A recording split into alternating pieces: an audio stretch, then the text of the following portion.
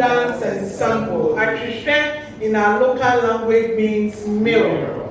So we are grateful for them, and in fact, if you really want to work with them, you need to see me. And then I'll open them. Let's give it to them once again. Ladies and gentlemen, we are on our program, and we want to say that this program, Ghanaian Diaspora Worldwide, in partnership with International Child Development Program, a civil society who has, as part of their strategy, issues around migration and diaspora. So we are also excited to partner with them. And here we have invited some collaborators. The first person who spoke was from the Ministry of Tourism. He has given a fair idea about the year of return, beyond the return, and other strategies that are in place that we can leverage on. We also have in our midst International Organization for Migration, who are also willing to partner us and give us the issues or perspectives of migration. You know, migrants have a number of challenges, but they don't tell us. So I'm sure my brother here will give us other perspectives. We are looking at the office of the Diaspora office of the presidency. We invited them. So we've not heard from them yet, but we believe they will be here. And ladies and gentlemen, it's my pleasure and honor to invite Dr. Maulana, Dr. Maulana of the Ministry of the Future to now come in and give his perspective about what we are talking about. And we want to say that we have a number of people online connecting from around the world, Australia, Switzerland, and other places. We are privileged that this program is going worldwide. And like my brother from the Ministry of Tourism said, it's going to be an annual event. And at a certain time and point, we will also move to Switzerland or to Germany. I just came back from the US, and so I have a lot to talk about. But in order not to take the wind out of the sail of our doctor, I call on my brother, Frank Owusu Esiama, who is the head of media and IT for the Ministry of Future, to do the introduction.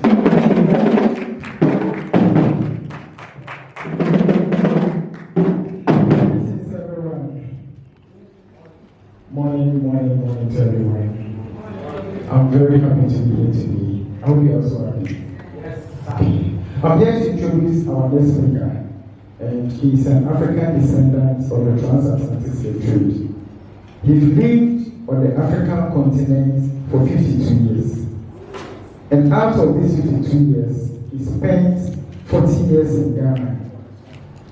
And during these 40 years, he has taught Ghanaian youth for free, 17 consecutive years for free. That is from the 1990 to 2007 at the Diaspora Center.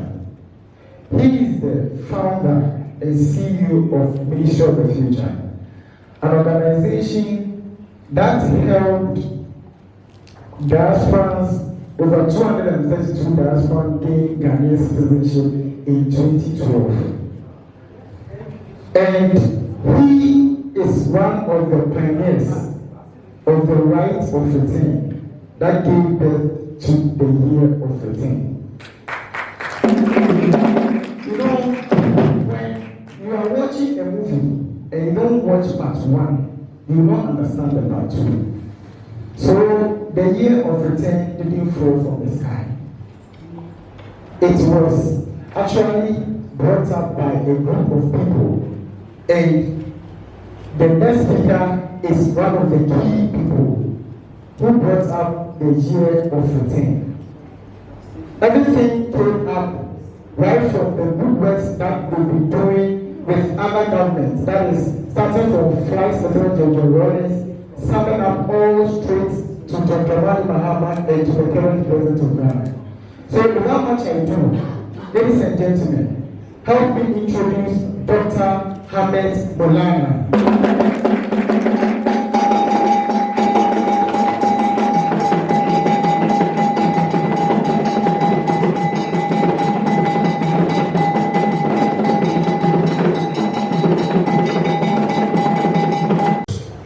A matter of protocol, I want to thank the organizers.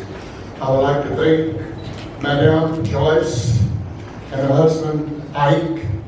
And I would like to thank on the high table here our sister who is from Switzerland, who is a major part of this program today and organizing it, and all who are involved.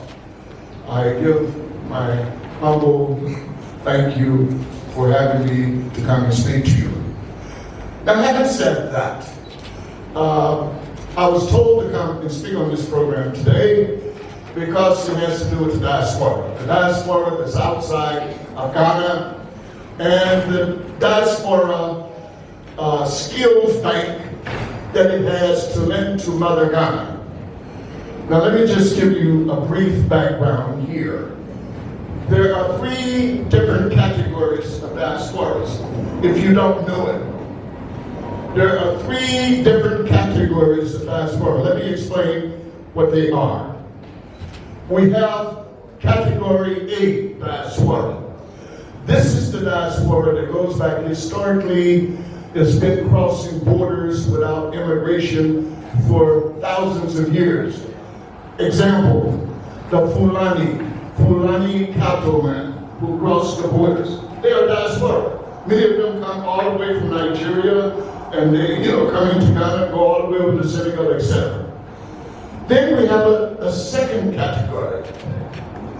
We have the second category are Ghanaians who and Africans who have lived on the continent, born on the continent, but because of military coup d'etat, because of corruption, because of economic deprivation, these particular citizens left the country.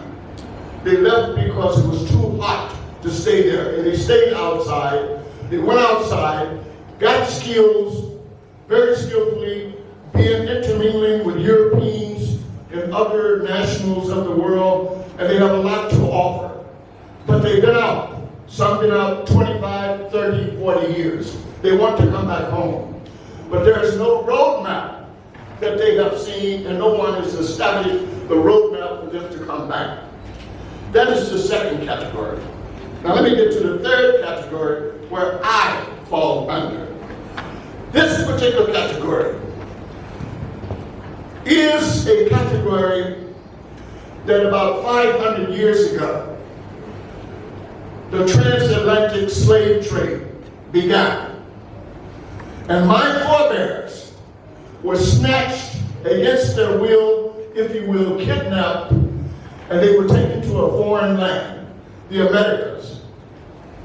And that diaspora spent over 400 years in captivity in the Americas. They went to the United States of America, went to Jamaica, Brazil, the Caribbean, etc. I am one of those. But as I speak to you right now, I am a Ghanaian citizen, and I've been a Ghanaian citizen for over 20 years. Okay? Having said that, to know the different diaspora, the diaspora has acquired so much skill. I noticed this as a recipient at the W.E.B. Du Bois Center over here in East Cantonments, which most of you know where it's at. The National Commission on Culture, going back to 1989. They gave me 5 million, granted me 5 million Ghana cities, of the old Ghana cities, for me to study the origin of Ghanaian ethnic groups, where they come from, how they got to this area. I'm not going to go into the detail, but what I'm saying is, I started, while being a research fellow, a study group, an African Conscious Study Group at the W.E.B. Du Bois Center. And just to fast track it, It was 17 consecutive years that this program went on. But I come to realize I was intermingling with tour companies, so many Africans of the diaspora bringing millions, and I'm telling you, millions of dollars to Ghana. But there was no recorded record of it. So I began to sit back and I looked. I said, look, these Africans of the diaspora, especially in the United States of America, they have a multi-trillion-dollar economy. If we in Ghana can only get 1/10 or 1% of that money into Ghana, we can turn our problems economically around. So this was when I set out in the mid-1990s, to be quite frank, around 1990, through the former government of D.R.Maulana, then when President Kufuor came, 2000. And it was on the road requesting that the government of Ghana give citizenship to Africans of the diaspora. This is the only way you're going to get them to put their monies in your bank. They're not going to put the money in the bank unless they have sovereign citizenship. You know what I mean? Because where one puts his money, they follow their money. So we have a similar situation with the Africans of the diaspora who are Ghanaians who have gone out. They got skills. These Ghanaians who have gone out, they want to come back home. But if you don't know, you know, we, let's just say, who are indigenous Ghanaians, when you've been out of Ghana for decades, when you come back, you see your own brother and sister a little bit distant. There are problems. You know, we have our little, what we call idiosyncrasies, jealousy, enmity, because this person went out, got an education in Britain, Switzerland, and I got an education at Legon. They may come back thinking they're better than me, and therefore I'm not going to open the door to give them the chance that they feel they should get. Well, forget about all of that. The issue we're dealing with, we're putting Mother Ghana first. That is the vested interest that we must think about first, Ghana. And these particular Africans of the diaspora who have gone out, they have a lot to bring to the table. Now, with my expertise, I played a major role. And I'm not trying to flatter any of you. The facts are there. The year of return in Ghana brought 1 year, $2.2 billion US in 2019. Do you know that? $2.2 billion. I set out with the team in 2016, and we convinced the sitting head of state in 2016. I said, Mr. President, it was John Dramani Muhammad there. I went to his office at Jubilee House through a friend of mine, the Honorable Ni Kwesi Kwati, who had known me for almost about 30, 35 years. We went to the president and told him, look, we can help Ghana to develop, but Mr. President, we want you to give citizenship to Africans of the diaspora. And we guarantee you, if you give citizenship, they will bring their investments here to Ghana. So, of course, the president signed the proclamation. This is what started this year of return. It was in 2016. There were 34 Africans of the diaspora that I was able enough with my organization to get approved unconditionally citizenship. So you know the previous government in 2016 lost the election. Then democratically, the NPP came to power in 2017.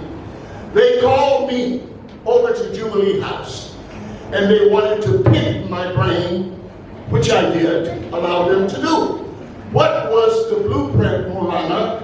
What was the roadmap that you had established with the previous government to get citizenship for Africans of the diaspora? We're going to topple that by quadrupling. Not 34, we're going to get over 1,000. So I worked with that government to show them the blueprint on how you should go about the programmatic procedure of giving Africans of the diaspora Ghanaian citizenship and make a financial assessment of them to see what they will bring to the table. The long and the short of that, I was able enough to get over 300 Africans of the diaspora their Ghanaian citizenship out of the work that my organization and I did. Over 300 have gotten their citizenship. This is not small money. When you talk about $2.2 billion, it's there with the Ministry of Finance. It's in the Daily People's Graphic. They printed it. Over $2.2 billion in 2019 that these particular visitors of the diaspora brought to Ghana, because what we had done such a phenomenal job that Twitter or social media, Facebook, or Instagram, they sent the message out all over the world about Ghana. So what this was doing, this was actually promoting Ghana in tourism development. And what you know, over 15 million inquiries came through social media throughout the diaspora. We want to visit Ghana. We want to visit Ghana. We want to come to Ghana. And of course, all of you know by now, it's history. From the year of return, had over 1 million within that year alone. And Ghana has become the #1 destination for Africans in the diaspora.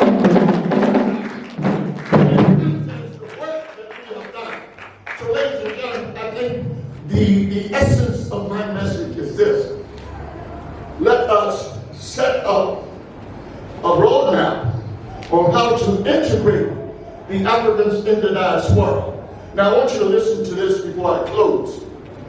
I don't want this to be only a talking shop. My time is limited. There are people that got to talk after me, but I want to leave you with something you can take home and chew on, okay? Something of substance. The African of the diaspora, like our dear beautiful sister here, who's going to speak. There are others, they're outside. How do we get them back home? And how do we get them not only back home, how do we get them back here to be contributors to helping to economically develop our country? We have a situation right now in Ghana, you know, youth unemployment, about 65%. Unemployment. Young people do not have jobs. And you know what the situation is throughout Africa right now, where you have Africans that are running into the Mediterranean Sea, drowning by the thousands, just trying to get away from Africa. Because they say, what? No job. No job. Any place, man, is better than here. So we got to change that narrative. And the only way we can change that narrative, we have to put in place structures that will enable economic development to absorb this unemployment situation that we have and make them useful in production. Now, my suggestion for the African of the diaspora is this, and I hope you can help support this.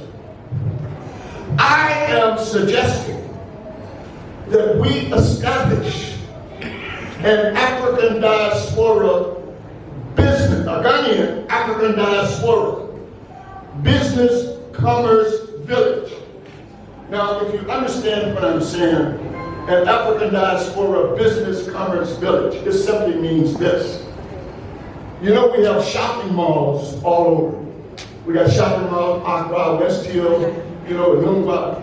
But, and you see the structure on how they are, and people flock there. We need to have an African, genuine African, Ghanaian African diaspora pavilion, commerce, high-tech village where the Africans of the diaspora outside can come back, set up their business inside these business commerce villages, have the chambers of commerce from each one of the countries that they come from inside there.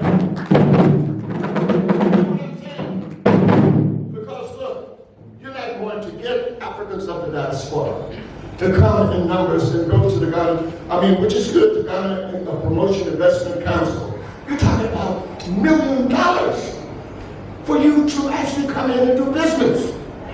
We got to find another way where we can bring in the $50,000 investor, the $25,000 investor. This is big. If you got $25,000 or $50,000 in Ghana, you can do something good.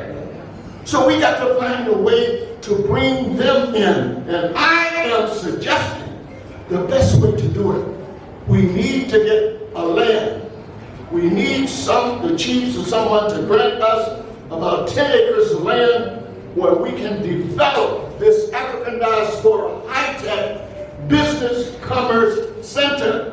And in that center, for every African of the diaspora, like say for example, our sister here, she's from Switzerland, she's a Ghanaian. She can bring the Chamber of Commerce in Switzerland and put it inside that commerce center. Did you understand it? You got African Americans who are living here. Living here, they're getting their pension, $3,000, some get $10,000 a month. What are they doing with that money? What I'm saying, if we have an African Diaspora Commerce Village, we can take the African Americans who are connected to their chambers of commerce in the United States of America, and they can hook those chambers of commerce into Ghana, and we can develop from that point with them. You have Black British from UK. Many of them from UK have relocated to Ghana. Many of them through my organization. They got Chamber of Commerce in Britain. Let's bring that Chamber of Commerce to Ghana. So ladies and gentlemen, what I'm saying, I am trying to give you briefly a fast track before I come down, is to say the utility of the African of the diaspora can be utilized only by us setting up a structure where we can absorb them into our society, where they can come and use their skills and they can link outside, because we need that connection outside, where they can bring that money from outside inside the country.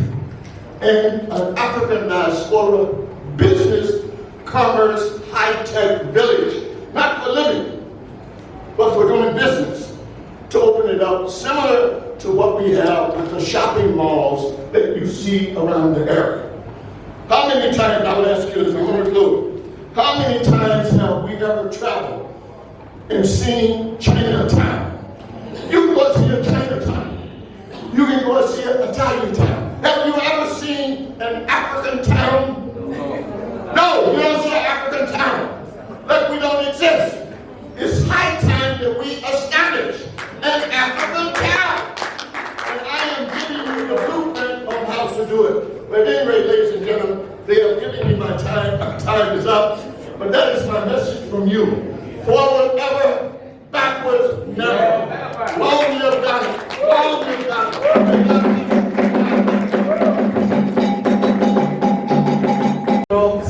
Ties in, if you listen critically, into what Divine for the Ministry of Tourism said, beyond the return.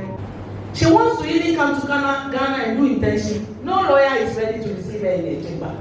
But we will not talk about this now. We will talk about that later.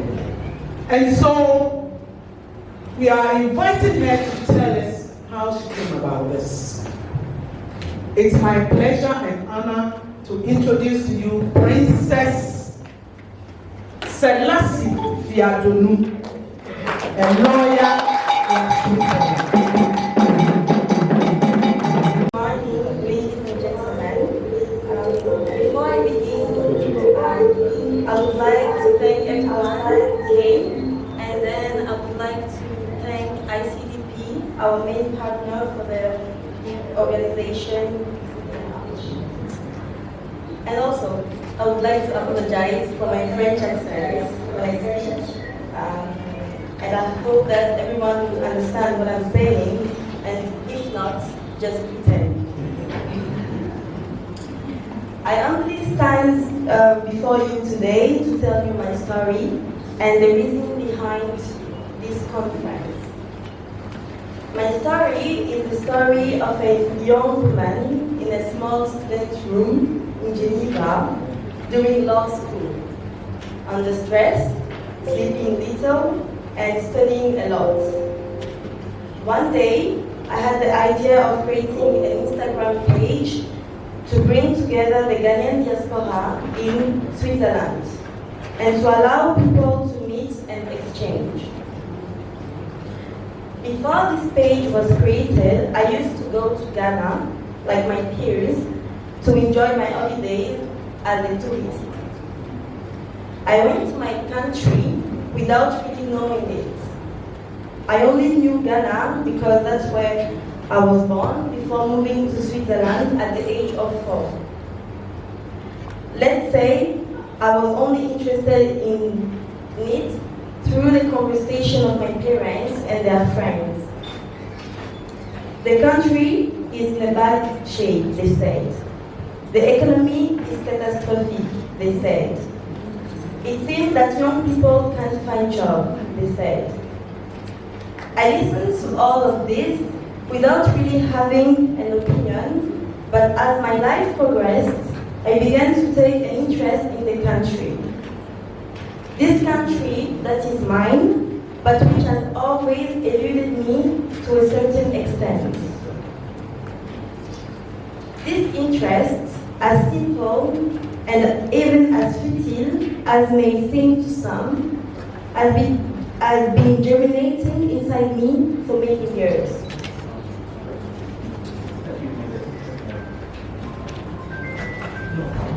I thought that by studying relentlessly for years, with the goal of excellence in mind, and the idea that if I achieve that goal, everything would work out for the best, and I would finally be able to identify with the others around me, but not really. It was quite different. After suffering discrimination because of my skin color abroad, particularly in the academic and professional world, a feeling of who am I, of I'm not like the people around me, and of I am fed up with being different. An almost existentialist feeling, bordering on malaise, reinforced the idea of belonging to Ghana within me. I started by reading a lot of books and a lot of data, and watching documentaries about Ghana and its diaspora.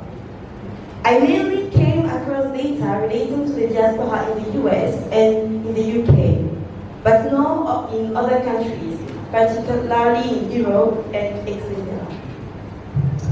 After realizing this, I decided to launch a first event in Geneva, which was a success.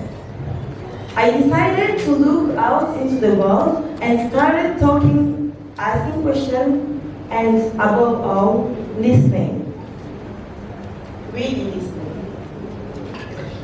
I realized that many of them, my peers, had the same profile as me and felt this kind of emptiness, this nothingness, this need and desire to know where they came from and to help, but that they had nowhere to express themselves and didn't know how to go about it. So after organizing the first event, I decided it was time to join forces and put the African word Ubuntu into practice. This word, as you know, comes from African humanist philosophy and means I am what I am because of who we all are. It is the idea of community that I want to establish in this conference.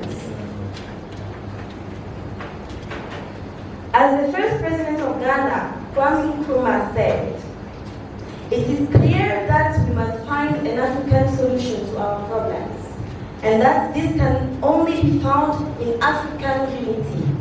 Divided, we are weak. United, Africa can become for good one of the greatest forces in the world.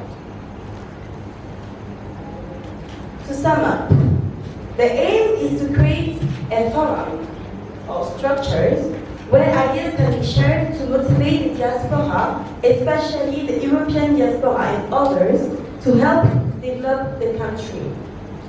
Because I believe that we are indispensable tools for change in Ghana, and that the station to everything it can to attract the diaspora wherever it may be.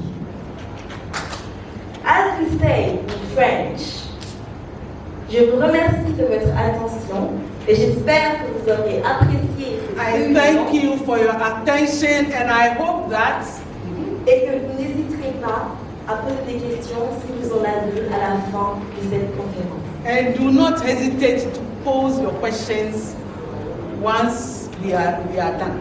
Thank you for your attention. Thank you.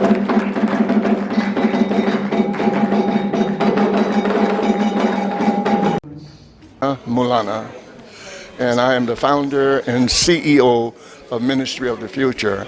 Ministry of the Future is the foremost organization that started the collective citizenship movement for Africans of the diaspora in Ghana. We started it in 2015, and it came to light in fruition on the 28th of December 2016. And then the rest is history. The year of return grew out of that and into 2019 and going. Please zoom on today's program. Tell us about today's program. Come again? Today's program. Tell us about it. Why do you Well, I think the Madame Joyce, the purpose of, from what I understand, organizing this, she realized that there is a large Ghanaian diaspora. And many Ghanaians who are outside the country would like to come back. You'll be surprised. But there is no particular roadmap. It's not a straight line. Say for an example, you as a Ghanaian, you go out. You've been out maybe 25 or 35 years. Maybe you have denounced your Ghanaian citizenship. You become a citizen of Britain, a citizen of the United States of America. But your family is still here in Ghana. Now, how do you come back and reintegrate into society? There seems to have been or is or are problems on doing that. So Sister Joyce is very interested in trying to find an avenue, you understand what I mean, where we can facilitate that sector of the Ghanaian society. And she called on me because being an African diaspora, I'm into, as I said with my organization, the NGO, getting Ghanaian citizenship for Africans of the diaspora. I work daily with Africans of the diaspora from all over the continent and throughout the world. You understand what I'm saying? So this particular forum today, I think, was to bring to light the problems that the African of the diaspora living outside Ghana has. And, you know, man, we're talking about billions of dollars that they want to bring into Ghana. But how do you do it? Well, you can easily go in and make a remittance. But, I mean, let your money talk for you. So they don't know how to organize. And this is the purpose of this particular platform today. We're hoping what will come out of this is a vector that we will be able to create where Ghanaian Africans of the diaspora would know how to make their voices heard and have organs or government organs or even NGO organs here on the ground, like the sister from Switzerland, set up, whereas it's an information center where the African of the diaspora outside doesn't have to ponder, how can I come back into Ghana? We even would put up a desk at the airport, the African diaspora desk at Kotoka International Airport. You understand? So when you come in, you don't get into the wrong hands with people. You go to that desk, they can give you the roadmap. So this particular platform today covers all of that. Okay, so you are speaking about e-commerce, creating an e-commerce for diasporas. Come again? Business e-commerce for diaspora. Yeah. Tell me the structure you want. No, you know, now this is something very innovative. Out of all my years, no one, to the best of my knowledge, and you can correct me if I'm wrong, has been able to come up with a concept that you can structurally put in place to absorb the resources collectively of the African diaspora for them to be contributed directly to the host country that they are in. It doesn't exist. And so I am proposing that we set up an African, Ghanaian, in Ghana, in this case here, a Ghanaian African diaspora business commerce center, not for living. It's strictly for high-tech, you know what I mean, industry. It's for commercial, and within that particular commerce village. Be the case, we got diasporans, as I said on the platform here a moment ago. We got diasporans from Britain, just like the sister here from Switzerland. We got them from the United States of America, from the Caribbean, Jamaica. All of these different diasporans, they have linkages to their chambers of commerce back in their homeland. So now that they have become Ghanaians in Ghana, they're going to bring that linkage of these chamber of commerces into Ghana. And so we have a direct link on interaction, business, economic development, intercoursing with Ghanaians, you understand what I'm saying, and Africans of the diaspora globally. But we need a centerfold place to do that, and I am proposing that we establish the Ghanaian African Diaspora Business Commerce Village. And we'll start off with perhaps a micro project of about 10 acres of land to develop it. And of course, eventually it will grow. We will put it in Accra, cities in Accra, put it in Kumasi, put it in Tamale, put it in Tekrati. And that would be able to pick up the youth, to get Ghanaian youth involved, bring them, upcoming Ghanaian businesses, very intelligent brothers and sisters.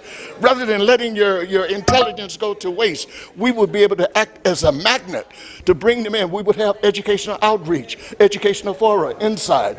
That would be 24/7, a business commerce village, not for living, but for education and doing business commerce. And you are linking also, it's a good thing, you're bringing the African of the diaspora and the indigenous together as one, to see that they have one interest that is a win-win situation for both. Come again? Do you think the African diaspora is going to solve most of the African problems? Well, it's not a panacea to solve all of the problems that Africa has, because we have a myriad of problems. But I would say this, a 1,000-mile journey begins with the first step. So this would, in my opinion, and I'm basing this on about 45 to 50 years of experience. So I'm not a small boy, I know what I'm talking about. This particular program would be able to pick up the Ghanaian youth, which is a big problem now. There's no jobs. It would be able to educate the Africans of the diaspora who are ignorant about the indigenous, the culture, etc. You're going to bring all of this under one roof, and what is so beautiful about it, it is going to be economic mutuality, economic intercourse between the two. It's not just coming here for a social gathering. You can't be outside for hundreds of years in the diaspora and think you're going to come home. We got problems in Ghana. You got to come with an economic development program so we can benefit for your arrival. So this is what this is about. It's about economic development, but a mutual interest with both parties to come together for the benefit of Ghana as one. Sorry.